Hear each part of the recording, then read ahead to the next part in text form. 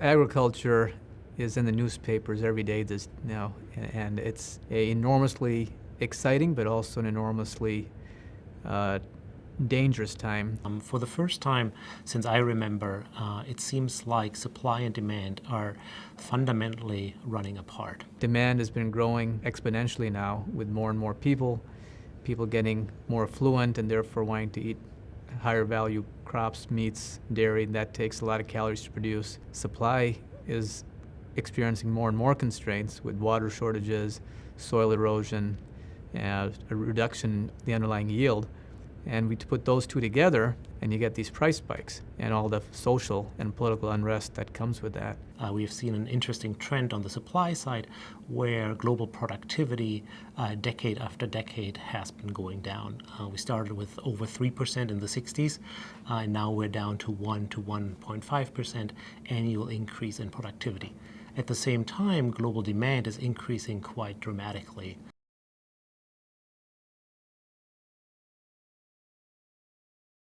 Well, Africa is going to be really central to resolving this conundrum we have. And there's 3 or 4 ways we're going to work our ways through this. The solutions are, 1, just getting small farmers more productive. And the yields in Africa and Asia are a half, a third, sometimes even less of what the yields in the West are. And we know how to bridge that gap. It's seed, it's fertilizer, it's some farming practices. So the first step is just to get small farmers more productive. Another part of the solution is to get more land into cultivation. There's still a lot of arable land which is available. Some of it has big environmental costs to it, and it's deforestation, the Amazon, and the whole world understands that that's not on the table as part of the solution. But there's lots of land which is not like that, where there's been farming in the past and it's degraded, or there's relatively low environmental costs, but you have other costs. You've got social costs. There's oftentimes people who are informally living there or grazing their cattle there. I'm probably more optimistic about agriculture in Africa than I've ever been. I think we're seeing a number of encouraging factors coming from the continent. Countries going in the right direction and growing their economy substantially, and equally importantly also starting to make improvements on the agricultural production side. We seem to have some fairly stable democracies with increasing domestic production. Ghana's going to make the breadbasket work partly through getting smallholders much more productive. And what the Ghanaian plan is to get a aggregator called a warehouse aggregator. They have analyzed the value chains and said what's missing is a person, a private sector business that has a silo, and when people harvest their crop, they can come and store it. And if you had a warehouse system like you have in most parts of the West, farmers could come and say, I'll store it, I'll have a receipt, and I might be able to sell it 3 months later when prices are higher. The other nice thing about the aggregator is the ability for that aggregator to deal with a bank. A bank will loan money to him because he's got an asset. Banks have a hard time loaning money to a 1-hectare farmer. The warehouse aggregator can then on-lend, either directly or through fertilizer and seed, to the small farmers. The small farmers then, when they harvest, can take part of their harvest and pay off the loan and then keep the rest in storage or sell some of it. To me, the clearest picture that I have is when I drive through Mozambique, which to a certain extent reminds me a lot of Brazil, where I'm from. You have places with very similar weather, totally similar, say, patterns of soil, very similar cultures, the same language. But in one end, you see Brazil being a major exporter and considered now a breadbasket for the world. And on the other hand, you see Mozambique as right now, food riots and food dependent in some areas. I can totally see Mozambique being a next Brazil, given its own scale, in the next 10 to 20 years. There are now developed an infrastructure that will provide roads, railroads, and energy across the country. There's investments in credit and irrigation. They're providing now fields similar to Brazil into production. But most importantly, I see Mozambique actually engaging their smallholders as part of their solution. So I see a world where instead of being in the port of Mozambique in Maputo with food grains being shipped in, I can see food grains being exported out.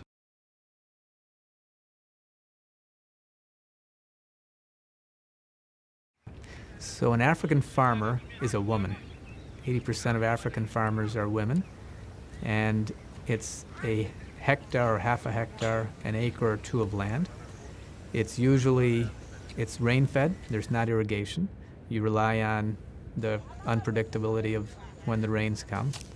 It's cultivated at a very low intensity level. So if you go driving through the Midwest of America, you see a lot of very productive agriculture. In most parts of Africa, you've got much lower density of seed spacing. You have poorer seed. You don't use fertilizer. And so if you look at a field which is fully grown, it looks much more scrubby, much less productive than a field in Iowa would. And it's based on manual labor. And so you'll see out in the fields during planting time and harvesting time, the whole village out there and working very hard from day up to when the sun sets, trying to get the harvest in. It's an agriculture which doesn't do much to help send your children to school or have good medicine or have any amenities in the house. It's subsistence agriculture.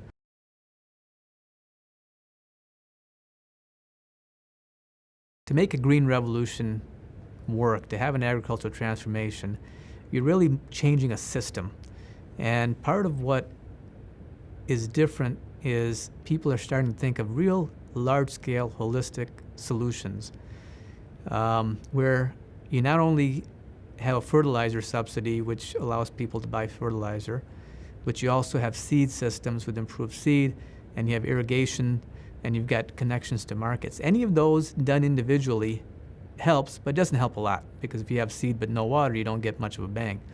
All those things, 4 or 5 things put together, can have a really multiplicative effect, and you get a systems benefit. And what the world is doing right now is experimenting with large-scale implementations of big systems transformations. And there's several which are worth noting. You know, there's value chain transformations where you say all the things that need to work for a cocoa value chain or a dairy value chain, let's make sure those are in place. Or you could have, we call it a place-based transformation, where you say all the things that need to work to get this state or this region of a country to have an agricultural transformation, let's make sure those work. And the public sector, the private sector, social sector can all contribute to that. For instance, in Liberia, the needs for human capital, financial capital, infrastructure are so great that might overwhelm anyone on what needs to happen for have a vibrant industry going. So Liberia, one of their major pushes was, I need to bring focus. And that not only they provided on priority crops that are clearly articulated on their plans, but also need to focus on where to develop the infrastructure.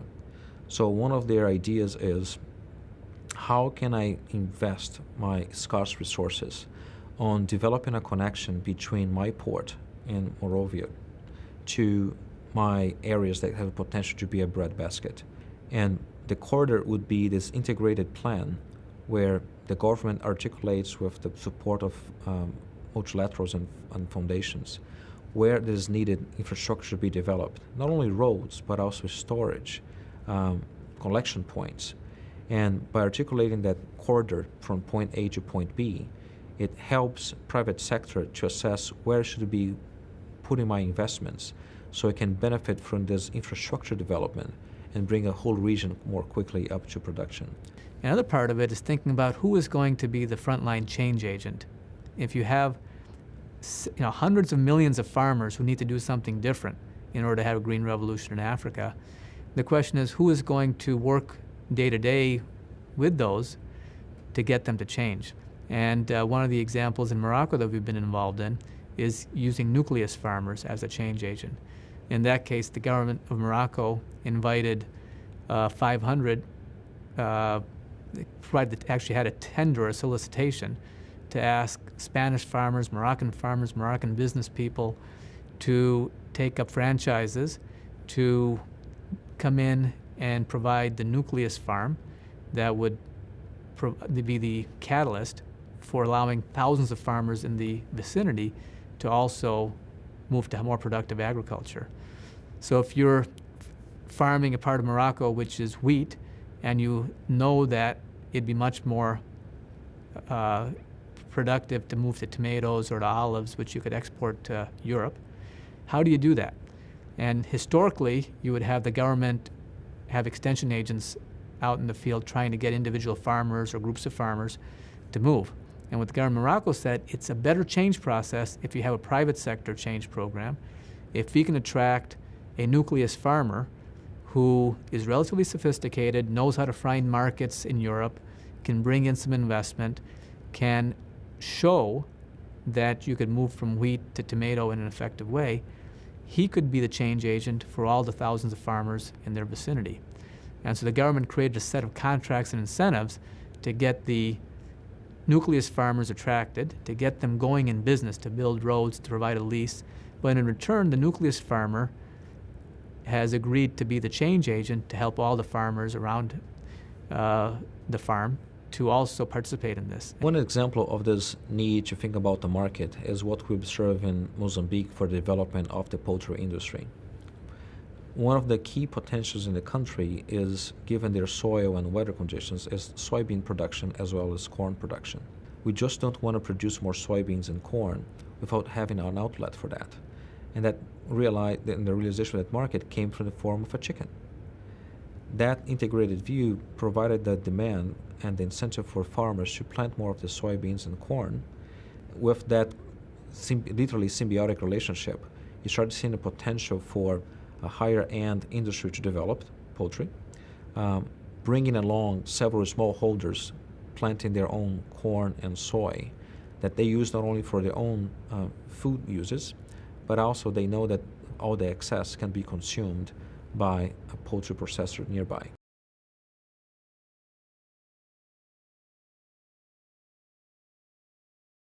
When we see the right incentives for farmers in Africa, we actually see a very rapid technology adoption. Cell phones are the most obvious one that everybody talks about. Within 5 years, we saw in Kenya penetration going from virtually no cell phones to 60% of the population having cell phones or access to cell phones. And what people realize in Africa is that not only I can provide the mobile phones the information the farmer needs for price discovery, for past outbreaks, but I can actually get information back. Since labor is so cheap, if you start offering a small cents on the dollar for farmers to provide information back if an outbreak of disease is happening, if there is a need for more seeds, if there is a need to actually ship a truck, these information services now actually creates not only wealth for the provider of that information, but actually, as we start to aggregate, creates so much data mining opportunities for us to assess where the diseases are coming and going, where the weather is actually providing benefits for higher production, less production, which then are creating new business models that we don't have yet in, for instance, North America. And that example of a technology leap that Africa is taking is capable because they have a very different structure than US. And that becomes very important for us. The technology cannot just be let's copy and paste what Brazil did or Europe did or North America did. So getting technology into the seeds for African crops is a big opportunity. Gates Foundation and others are really funding this in a big scale. There's also technology which has to do with making implements which are easier for small farmers to use. The Chinese have three-wheel tractors which are terrific. They can be used for planting at the beginning of the season and for harvesting at the end of the season and for moving things around or for taking your family to the city. You know, these are multi-use small vehicles which are very appropriate for small farmers.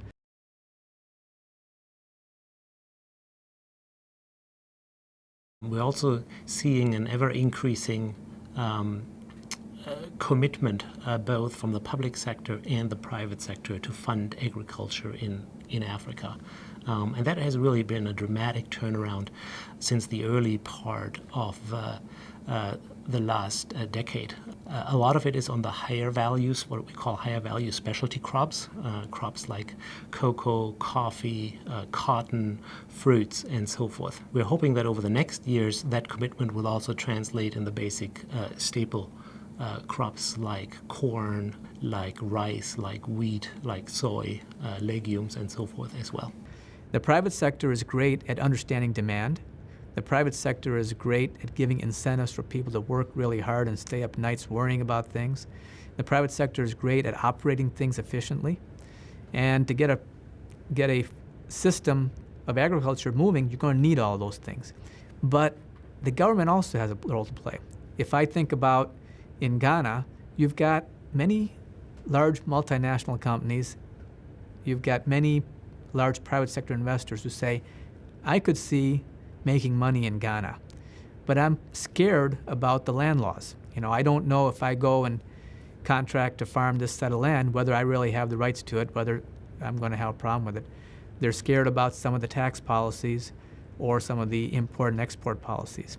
So the government has a great role to play to making it easier for private sector to come in and to make sure that the value that's created, that a fair portion of that stays in the country, either in terms of contractual agreements with the local population or taxes or clinics and hospitals. But the government is critical to creating the conditions to get private sector to come in. Some of the longer term research in seed is something donors or governments are more suited to do.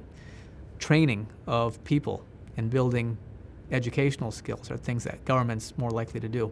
Agriculture is also a game for long-term bets. You do not develop a plantation or do not develop an infrastructure just for a one-year gain. You need to have at least a 5 to 10 year horizon.